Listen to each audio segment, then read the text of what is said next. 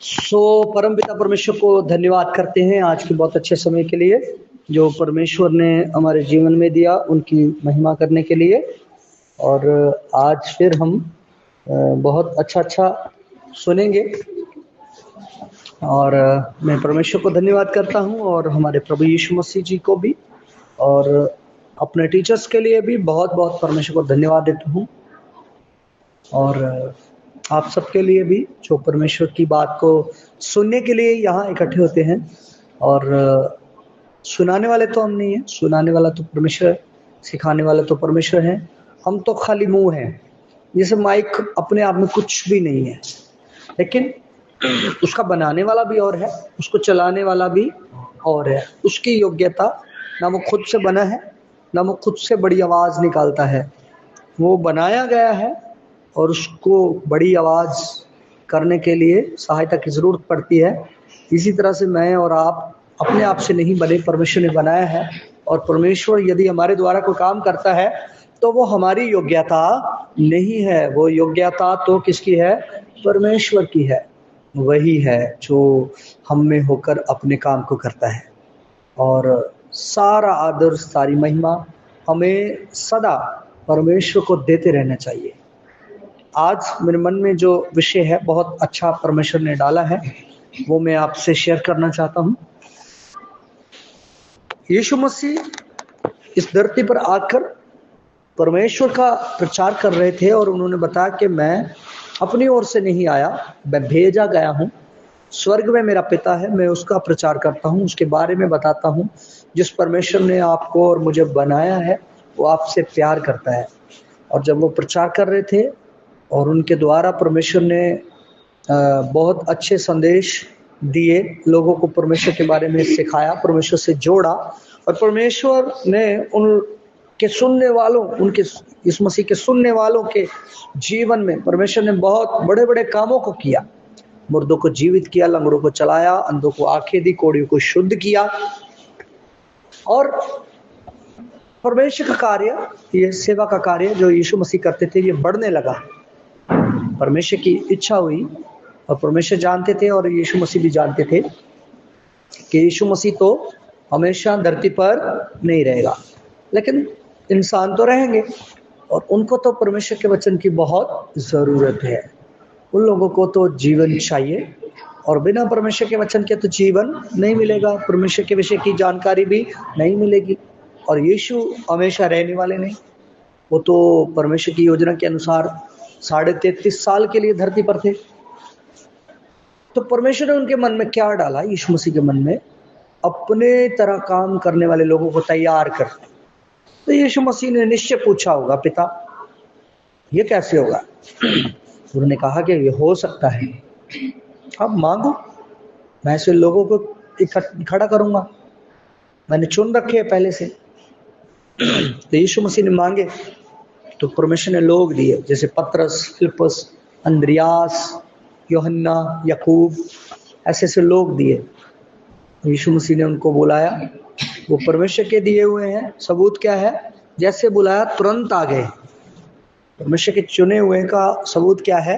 जैसे बुलाया तुरंत आ गए, और जैसे सुनाया तुरंत सुनने लगे, जैसे समझाया तुरंत मानने लगे, चलने लगे, फल देने लगे। अच्छे पेड़ का भी यही निशानी होती है ना, जैसे उसको आप लगाओगे जमीन में वो चलने लगेगा। खराब है तो लगाओ, चलेगा नहीं। अच्छा है तो। इसी तरह से व्यक्ति की पहचान भी है, इसी तरह से व्यक्ति की पहचान भी है। परमेश्वर का चुना हुआ है, मानने वाला है, आज्ञाकार है। जैसे वचन सुनेगा तुरंत चलना शुरू हो जाएगा। तो यीशु मसीह जो लोग मिले वो चलने वाले लोग थे और यीशु मसीह ने उनको सिखाया पहले ही दिन, ये संसार के काम को छोड़ो, परमेश्वर ने तुम्हें अपने कामों के लिए चुना है। आओ मछलियां पकड़ने वाले मत रहो, पतरस से कहा, मैं तुम्हें मनुष्य को पकड़ के परमेश्वर के राज्य में जीवन के लिए लेके आने वाला लोग क्या करूंगा? बनाऊंगा। ऐसा मनुष्य मैं तुमको बनाऊंगा। पतरस को अच्छा लगा कि ये तो बात पहले किसी ने नहीं बताई, किसी ने भी नहीं। तो चल पड़े पतरस जी यीशु मसीह के पीछे, और चल के क्या देखा? सच में यीशु मसीह परमेश्वर का काम करते हैं। सचमुच यीशु मसीह परमेश्वर के बारे में बताते, परमेश्वर का प्रचार करते हैं और बहुत बहुत लोगों का उद्धार करते हैं यीशु मसीह। ये उसको पता चल गया यीशु मसीह के साथ रहने से, और प्रचार करना देखा उसने कैसे करते गुरुजी, और भी हैरान हो गया जब उसने देखा कि ये तो कमाल के गुरुजी है, ये तो लंगड़ों को चलाते हैं, अंधों को दृष्टि देते हैं, गूंगे बोलते हैं इनके द्वारा, और कोढ़ी शुद्ध होते हैं और मुर्दे भी जीवित होते हैं, और उनकी खुशी का कोई ठिकाना नहीं रहा। सच में उनकी खुशी का कोई ठिकाना नहीं रहा। आप जानते हैं, आप लोग भी जब यहाँ संगति में आए तो आप लोगों ने यहाँ क्या देखा? यहाँ देखा कि लोग गवाही देते हैं। क्या गवाही देते हैं? कि उनके जीवनों में परमेश्वर कैसे बड़े बड़े काम कर रहा है। आपने गवाहियों को सुना, जब सुना तो विश्वास बढ़ा, उत्साह बढ़ा, या कुछ भी नहीं हुआ? उत्साह बढ़ा, विश्वास बढ़ा। हम लोगों के द्वारा जो काम हो रहे हैं उनको देखकर आपका विश्वास बढ़ता है, आपका उत्साह बढ़ता है। तो जिन्होंने साक्षात यीशु मसीह को देखा होगा, उसके द्वारा इंस्टेंट उसी वक्त बड़े बड़े कामों को होते हुए देखा होगा, तो उनका विश्वास कैसा विश्वास होगा? जब उनके सामने लंगड़े चलते होंगे और अंधे देखते होंगे और गूंगे बोलते, बहरे सुनते, कोढ़ी शुद्ध होते और मुर्दे जिंदा होते होंगे, तो उनका विश्वास कितना बढ़ जाता होगा? बहुत ज्यादा। इतना इतना इतना इतना इतना विश्वास बढ़ गया। आपको पता है, ये बताऊं आपको, जितना आप वचन सुनेंगे, जितना आप गवाही को सुनोगे, उतना बलवंत रीति से आपका विश्वास बढ़ता जाएगा। कभी कभी लोग क्या करते हैं, वचन नहीं सुनते हैं या इतना नहीं सुनते हैं। कभी कभी लोग गवाही सुनते हैं, इतना नहीं सुनते हैं। इतना नहीं सुनते से मेरा मतलब क्या है कहने का? गवाही सुना, बड़े से बड़ा गवाही सुना, तुरंत भूल गए, मन से हटा दिया। मन से नहीं हटाएंगे, जब जब गवाही याद आती है धन्यवाद करेंगे, तो वो गवाही आपको बहुत ताकत देगी, वो वचन आपको बहुत ताकत देगा। ऐसे करते रहना चाहिए। चेले ये करते रहते थे। मालूम है, एक आधा चमत्कार देख के वो उसके बाद यीशु मसीह के पीछे जाना छोड़ देते, तो क्या उनका विश्वास बढ़ सकता था? उनके द्वारा बहुत काम हुए, क्या वो हो सकते थे? वो नहीं हो सकते थे, क्योंकि आत्मिक खाना छोड़ दिया। ये जो हमारा शारीरिक भोजन है ना, ये भोजन ये मुंह से खाते हैं और पेट में जाता है। जो आत्मिक भोजन है वो कानों से लेते हैं, मन में जाता है और बहुत जबरदस्त काम करता है, बहुत ही जबरदस्त। और हम लोगों को ये चीज करते रहना चाहिए। जैसे यीशु मसीह के चेले जब तक यीशु मसीह साथ रहे, ये चीज करते रहे, लगातार मेल मिलाप, लगातार वचन और गवाहियों को सुनना, ये चीजें वो लोग करते रहे। उन लोगों ने ये चीज को कभी कम नहीं किया। पौलुस इसका फायदा बताते हुए कहता है कि तुम संगति तो बार बार करते रहो, ज्यादा किया करो, इसको कभी मत घटाओ, अपनी आदत में ले आओ। जैसे हम लोगों को एक ही उदाहरण मैं बता सकता हूँ, मशहूर है, कोई जुटला नहीं सकता इसको। जैसे हम लोगों को बार बार फोन देखने की ऐसे आदत है ना, फोन देखने की ऐसे आदत बना लो। क्या करने की? गवाहियां सुनते रहना, वचन सुनते रहना, बताते रहना, भजन सुनते रहना। ये हमारी आदत में ऐसे हो जाना चाहिए। हो जाएगा तो देखना फायदा भी निकल के आएगा। सबसे बड़ी चीज, आप खुश रहेंगे। दूसरी चीज, चिंता आपको कभी नहीं पकड़ेगी। तीसरी बात, डर कभी नहीं लगेगा। किसी भी चीज से, किसी भी हालात से आपको डर नहीं लगेगा, बिल्कुल भी नहीं लगेगा। चेले शुरू शुरू में ऐसे कमजोर थे कि हालातों को देख के डर जाते थे। सामने को जरूरत आ गई तो सोच में पड़ जाते थे। जैसे खाना कम है तो सोच में पड़ गए, यीशु क्या होगा प्रभु जी, इनको भेजो। नाव में पैसे देके चढ़ना है तो सोच में पड़ गए कहां से आएंगे। लेकिन जैसे ये लोग यीशु मसीह के विश्वास को, वचन को, कि यीशु मसीह कैसे करते हैं, वो क्या बोलते हैं जरूरत के समय, वो क्या बोलते हैं हालात के समय। जैसे आंधी लहरें देखी नाव में तो डर गया, तो यीशु मसीह को देखा, डांटा, आंधी थम रही है, तो एकदम विश्वास और विचार और शब्द क्या हो गए? चेंज। क्यों हो गए? क्योंकि ऐसे जन के साथ रह रहे हैं ना, जो किस प्रकार से बातचीत करता है, किस प्रकार से बिहेव करता है। जब रोटी नहीं है तो क्या करता है? परमेश्वर पर भरोसा करता है। जब पैसे नहीं है तो क्या करता है, परमेश्वर से अगुवाई मांगता है। तो परमेश्वर प्रकट करता है, मछली पकड़ो जाके, बंसी बोलते हैं उसे, कुंडी भी बोलते हैं ना, झील में डालो। कौन तुरंत अगुवाई कर रहा है? परमेश्वर।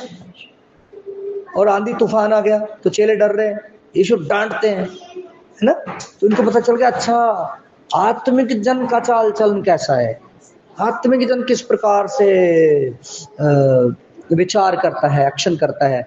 जैसे सांप आ जाएगा तो आम जनता क्या करती है? सांप आ जाए तो आम जनता क्या करती है? डर जाती है, शोर मचाती है, भगदड़ मचाती है।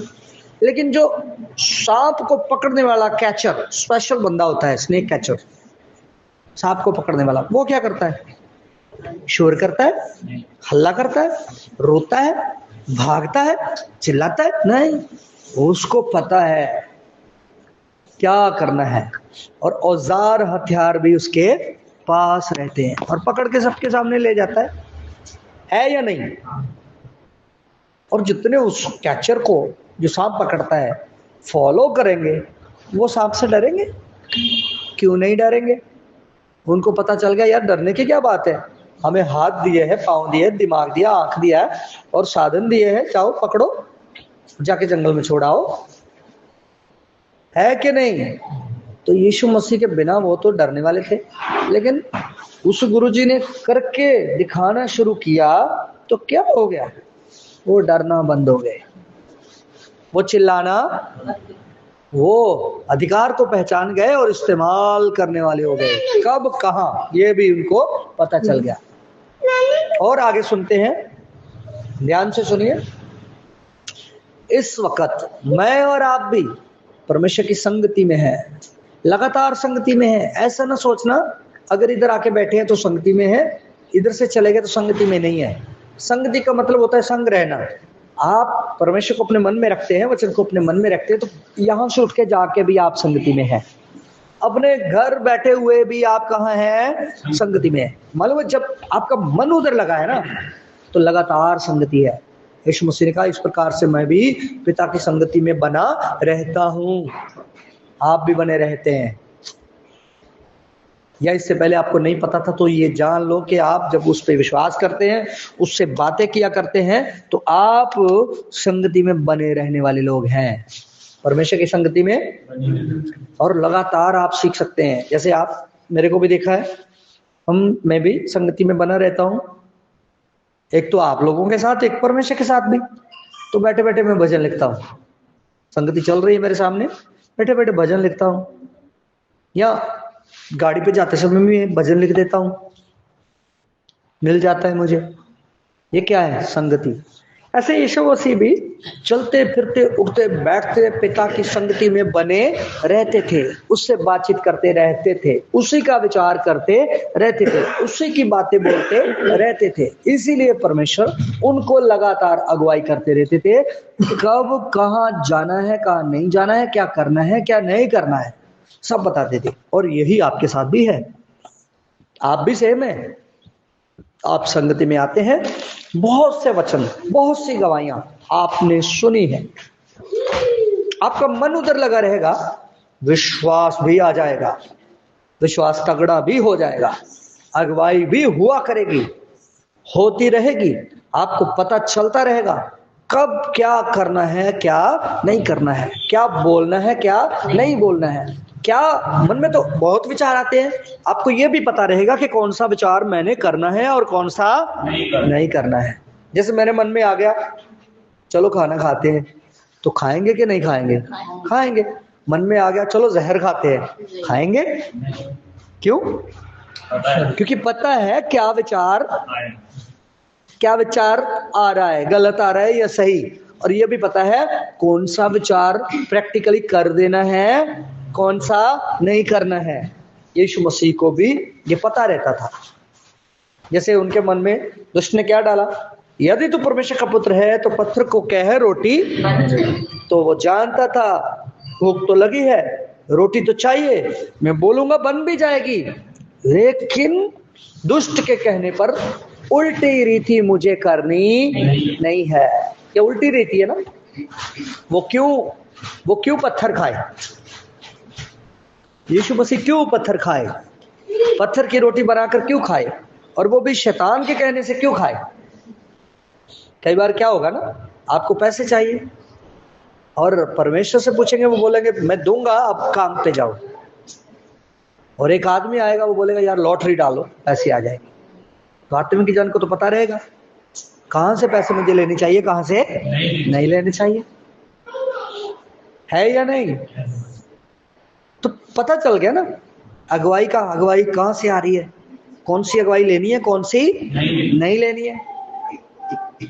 जैसे आप तो परमेश्वर पर भरोसा करने वाले हैं और मानो कुछ शरीर में तकलीफ होने लगी और कोई आकर कहेगा अच्छा फलानी जगह जाओ तो सही हो जाएगा, वो कुछ नहीं करते, बस खाली वो बिठाते ही है, बस फूंकी मारते हैं, बस ऐसे करो तो हो जाएगा।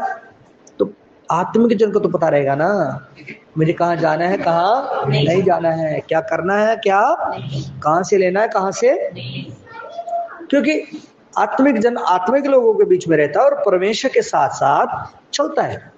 यीशु मसीह चलते थे और चेले उनको देखते थे। चेले पहले ऐसे मजबूत नहीं थे, लेकिन जैसे उन्होंने चलना शुरू किया तो वो क्या हो गए, मजबूत हो गए। आप भी संगति करते हैं, यहाँ लगातार आते हैं, आप भी मजबूत होना है। चेलों से कहा तुम्हें चुना है, उन्होंने मानना शुरू किया हमें चुना है।